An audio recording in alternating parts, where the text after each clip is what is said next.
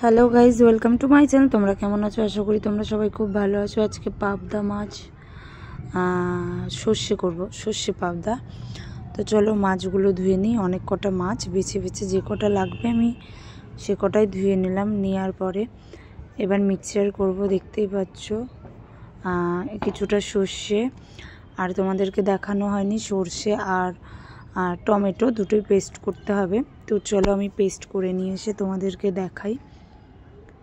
তো ওদিকে পেস্ট করতে দিয়ে দিয়েছি। এদিকে লবণ আর হলুদটা মাছটাকে মাছের মধ্যে মাখিয়ে একটু রেখে দেবো, বেশিক্ষণ না, 5-10 মিনিট, যাতে মাছের মধ্যে হলুদ আর লবণ দুটোই ঢুকে যায়।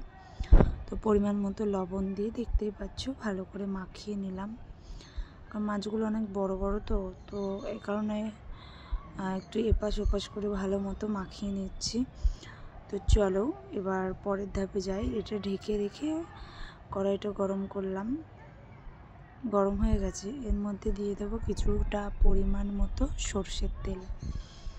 সর্ষের তেলটা পরিমাণ মাছ ভাজার জন্য, তো তোমাদের যেটুখানি লাগবে তোমরা পরিমাণ মতো দেবে, ঠিক আছে। আমি একটু ঢেকে দিলাম যাতে তাড়াতাড়ি গরম হয়ে যায়। দেখতেই পাচ্ছ মাছ দিচ্ছি, কতটা ফুটছে এই মাছ, আমি তো দূরেই সরে গেলাম।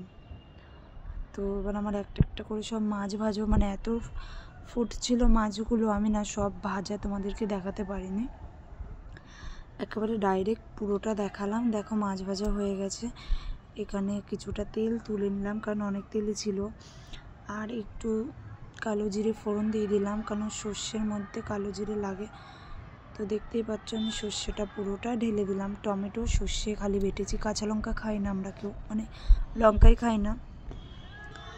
তো দেখতে পাচ্ছ সর্ষেটা বেশি ভাজলে না কি হয় জানো তো, তিতে হয়ে যায়, তাই আমি বেশিক্ষণ ভাজলাম না। আর দুটো কাঁচা লঙ্কা আস্ত দিয়ে দিলাম যাতে ঝাল না হয়। তো দেখতেই পাচ্ছ বেশিক্ষণ ভাজলাম না। তো আমি সর্ষেটার ভেতরে একটু জল দিয়ে দিলাম। এবার দিলাম একটু হলুদ, অল্প হলুদ বাটিটাই ছিল তাই, আবার একটু পরিমাণ মতো হলুদ দিয়ে দিলাম, কারণ ওটুকু হলুদে হবে না কিছু। আর আমি না লবণটা স্কিপ করে দিয়েছি, লবণটা আমি দিয়েছি আগেই, ওটা স্কিপ করে ফেলেছিলাম। তো দেখো জল দিয়ে পরিমাণ মতো ওকে একটু ফুটতে দিই। ফোটা হয়ে গেছে। এবার আমি মাছগুলো সব দিয়ে দেবো এক একটা করে। আর সত্যি আজকে মাছটা আমি এখনও পর্যন্ত খাইনি, এখন অনেক বেলা হয়ে গেছে, খাইনি। বাট যারা খেয়েছে সবাই বলেছে খুব টেস্ট হয়েছে।